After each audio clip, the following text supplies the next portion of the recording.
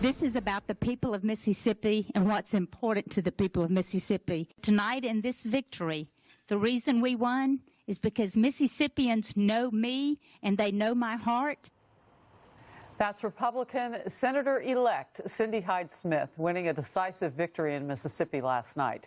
She defeated Democrat Mike Espy and locked down the GOP majority in the Senate, despite backlash over a controversial video which surfaced late in the campaign. On that video, Hyde-Smith was overheard saying she would be willing to attend a public hanging if she were invited by a top supporter. Democrats and civil rights leaders said it was racist. The senator said it was a joke. This photo from 2014 also surfaced, showing Hyde-Smith posing with Confederate artifacts. She called it a tribute to Mississippi's history.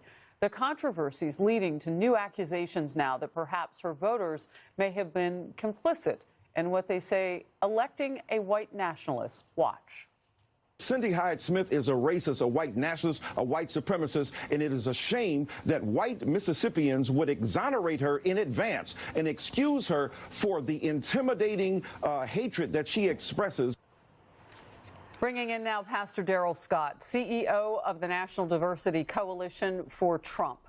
Professor Jason Nichols, African-American Studies professor at the University of Maryland. Pastor, I want to begin with you. Those are incendiary terms, to call someone a white nationalist, to call them a host of names. Do they apply here? Every election season, there's this hypersensitivity towards racial issues by black candidates. If they win, it's a good win. If they lose, it's because of racism. When they're black Democratic candidates, whenever they lose, they play the race card, especially in the South. However, when the black Republican candidates lose, we just take our loss and we go on about our business and we get ready for the next one. So I think it's overblown, overstated. That is something that has become a norm in this country, that every time there are black and white candidates, if the black candidate loses, we cry racism, and I don't think that's right. Professor Nichols, what's your response? Well, I think it's clear. First of all, I would like to say that, you know, as Mike Espy said, and I think Mike Espy said it really well, I don't know what's in Cindy Hyde-Smith's heart, but I do know what came out of her mouth. It was offensive. We had 581 black bodies that look like the three people on this panel right now that were lynched in Mississippi, and it was very offensive for her to say those things, and also to support voter suppression and many things that affect African Americans today. So I think it's really important that she acknowledged this, and we have to understand James Meredith, for example, who desegregated the University of Mississippi, Ole Miss. He's 85 and he is still alive. The people, that means that the people who are trying to kill him are also still alive, and they're voting, and they probably voted, they didn't vote for Mike Espy, I can promise you that. They voted for Cindy Hyde-Smith because she sent them all kinds of messages that basically said that we agree. I want to slow you down just a little bit. I talked with the senior senator from the state of Mississippi, Roger Wicker, today. And Professor Nichols, you know, he made a good point. He said that you don't have to turn yourself away, and I'm going to paraphrase him here, turn your eyes away from the violent history that has happened in that state to also understand that she made a mistake. I'm going to ask you the question, is there room for both?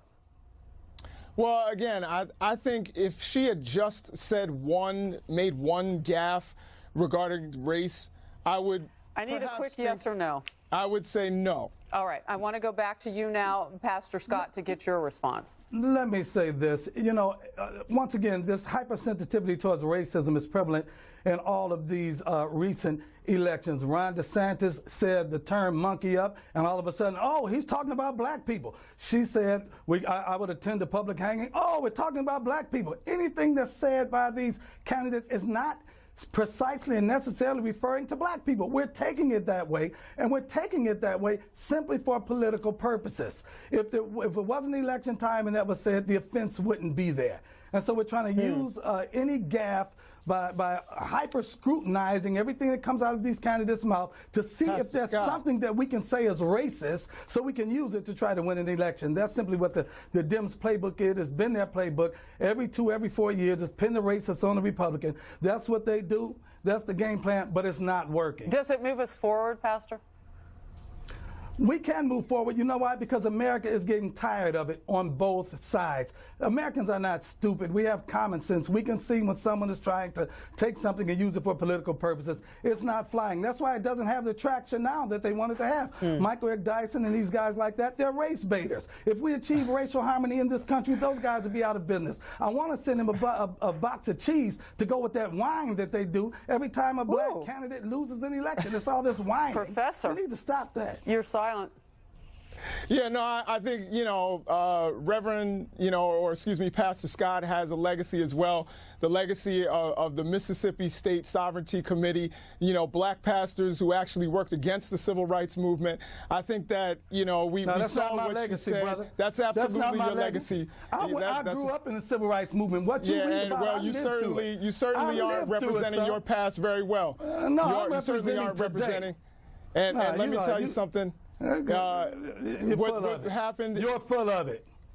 How about that? Well, here's the thing. What happened in other states, in Florida? Let me tell you something. I think somebody has to have the last word here. Pastor Scott, how old are you, young man? How old are you, young man? I'm experienced. And I know my people. I know my history. Let me tell you something. What you read about my history, you can't take things out of context. So what you know intellectually, I know experientially, and there's a difference between experiential knowledge and intellectual knowledge. Both. So you can't tell me about this. I've been through it. You haven't. I know both, my brother. Right. Professor Nichols and Pastor Scott, thank you for your time. We will go back over some issues when we bring you back another time. Thank you. Thank you. Still ahead, he's been hailed by Democrats as the next Barack Obama. But will Beto-mania soon go bust? Karl Rove, Marie Harf, up next. Hey, guys. President Obama stated that he sees a lot of himself in you these days, and said you're very impressive. Your thoughts on that? I just think that's cool that he said that.